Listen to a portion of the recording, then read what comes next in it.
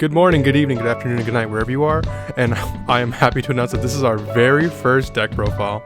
This comes from one of our locals, Pedro Camacho, and this is one of my favorite decks. And we have Pure Salamangreat FTK. So the funny history about this deck is it came out around January, right before Phantom Nightmare. It was mostly the Volcanic FTK, and then it kind of became the Snake-Eye FTK. This deck kind of became more popular around YCS Indie when a Snake-Eye variant that had Salamangreat cards made top 32.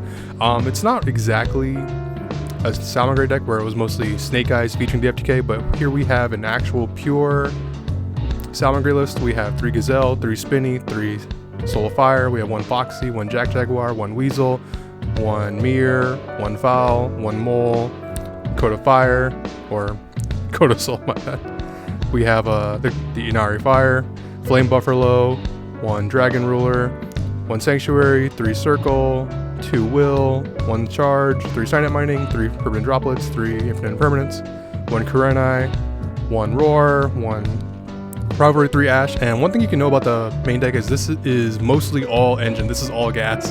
There's only 6 hand traps. There's 3 board breakers, Forbidden Droplets that also help you play around Effect Veiler and Infinite Impermanence. And speaking of Nib, we have Nib as a crossout designated target. We have 1 Droll as once again another crossout target.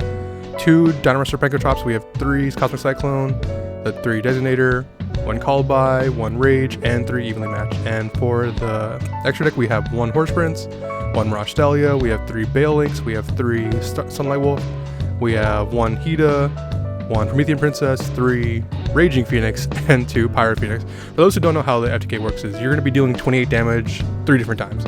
So it's going to be 28, 56, and then it's going to be 84, which is the whole FTK. And the tournament report is in top 16. He played against Tenpai. This is the one time he lost a die roll, but because it's Tenpai, he went first.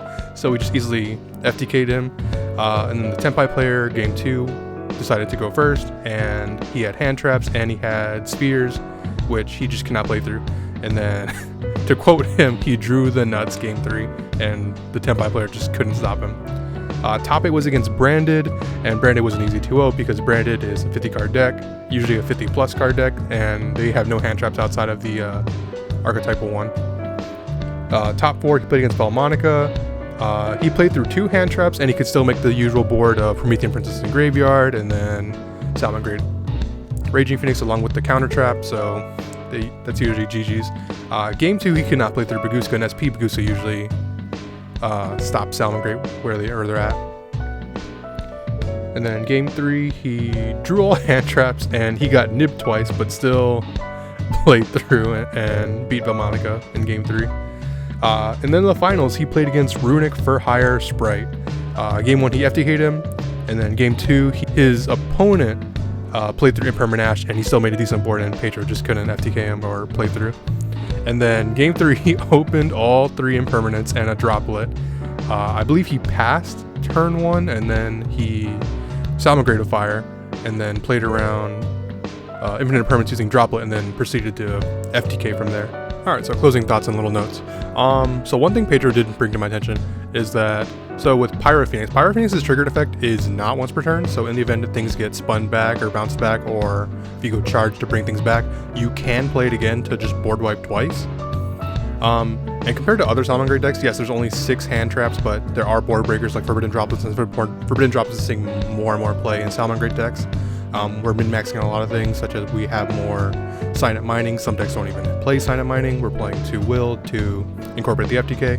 We're playing a lot more extenders like Foul, Mole, sometimes Cold of Soul sees play, but this is all fire monsters in the event that we can actually play 3 fire and just FTK them consistently. And a lot of things that a lot of people don't know is that you can special summon from deck for Inari Fire. So I know a lot of people kind of get lost on how does the deck FTK, but you can special summon from deck. It's one of the rare cards that actually can special summon from deck. And this is like a lot of cards are just extenders, or if you, in the event if you draw Flame Buffalo, you can just go into Bale Links and then draw 2. I'm always happy to see Salamangreat do well in the meta. I've been playing the deck since Phantom Nightmare, and it's honestly a really fun deck. One of the more fundamental decks. I love building this deck and giving it out to newer players at demo events. Outside of that, closing thoughts are, I think that it's nice to see a pure Salamangreat FTK deck. I know it's been seeing a lot more play in Master Duel. Doesn't really see as much play in the TCG, but other than that, I hope you guys enjoy. We'll be doing more deck profiles in the future, and I hope you guys have a great day.